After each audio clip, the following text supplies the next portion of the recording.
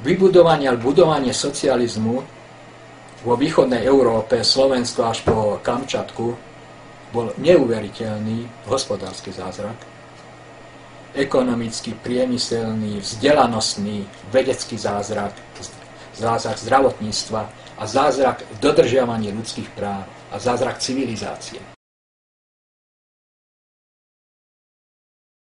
Celý ten cieľ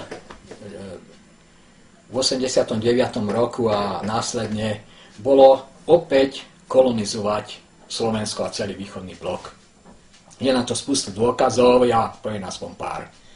Prvý taký pekný dôkaz je, keď si zoberiete rast Dow Jones indexu na New Yorkskej burze.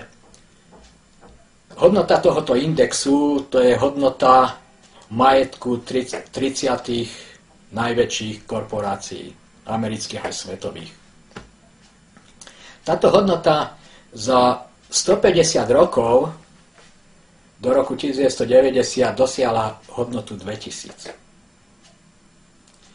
Od roku 1990, keď padol východný blok a začala kolonizácia, hodnota tohoto indexu za 10 rokov stúpla od hodnoty 2000 do 11 000. Dokonca, myslím, že v januári 2001 tam dali takú šipku a napísali, že tento deň skončila neuveriteľná, nepretržitý zostup akcií na New Yorkskej burze, nepretržite za 9 rokov.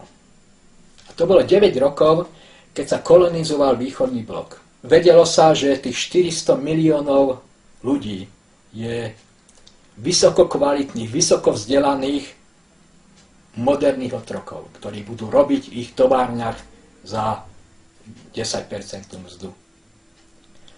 No a táto hodnota sa tak kolísala hore-dole a vydržala do roku 2008. Proste ten systém kapitalizmu je tak neúčinný, proste on produkuje len papiere a bubliny, že v roku 2008 už v polovici to krachlo dole.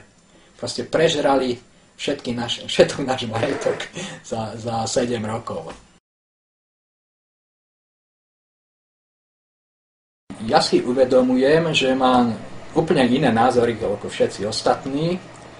A ja ako prírodovedec sa snažím hľadať fakty a na základe faktov budovať ten výsledok a nie, čo mi niekto povie. No a som prekvapený, že mnoho ľudí má úplne opačný názor a ja neviem prečo, odkiaľ to majú, odkiaľ čerpajú vedomosti a fakty. Ja som aj mnoho ľudí vyzval, aby prišli do diskusie. Že rád by som vedel, no a dúfam, že sa niekto ozve a že nebude to monológ, ale že to bude dialóg.